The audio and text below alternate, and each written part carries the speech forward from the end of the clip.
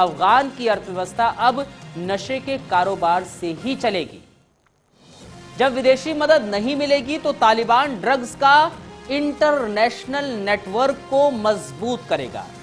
अफीम को ड्रग्स में बदलकर वो यूरोप, अमेरिका और भारत समेत सभी एशियाई देश में बेचकर पहले से ज्यादा पैसा कमाएगा। तालिबान के नेटवर्क से जुड़े 6 लाख से ज्यादा लोग सिर्फ अफीम की खेती पर निर्भर हैं। 2001 में अमेरिकी सेनाएं जब अफगानिस्तान में उतरी थीं, तब से अब तक तालिबान का ड्रग्स नेटवर्क कमजोर होने की बजाय और मजबूत ही हुआ है। अब अफगानिस्तान में अफीम की खेती और पाकिस्तान की मदद से ड्रग्स का धंधा बढ़ता जाएगा, क्योंकि अभी यहां रोजगार की कोई उम्मीद नहीं है। आज की डेट में अफगानिस्तान के अंदर करीब 400 से 500 लैब्स हैं जहां पे कि पॉपी क्रॉप से हीरोइन बनाई जाती है। और जो तालिबान का ईयरली इनकम है, इससे करीब 415 मिलियन डॉलर हर साल तालिबान केवल ड्रग के स्मगलिंग के थ्रू पैसा कमाता है। ये तालिबान का एक बहुत ही मेन सोर्स ऑफ इनकम है।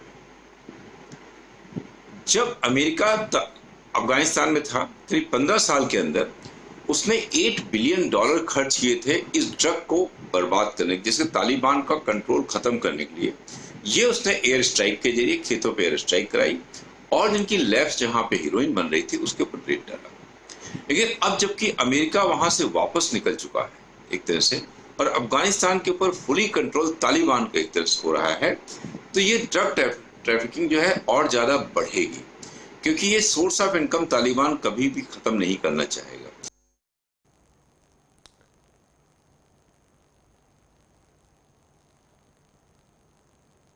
तो अफगानिस्तान के सरकारी दस्तावेजों के मुताबिक पूरे देश से हर साल तकरीबन 25,000 करोड़ रुपए की अफीम का निर्यात किया जाता है।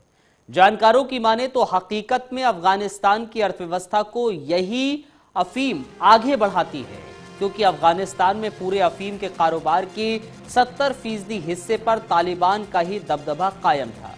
अब तो तालिबान सत्ता पर काबिज है, इसलिए खुलेआम अफीम का कारोबार सरकारी तौर पर किया जाएगा।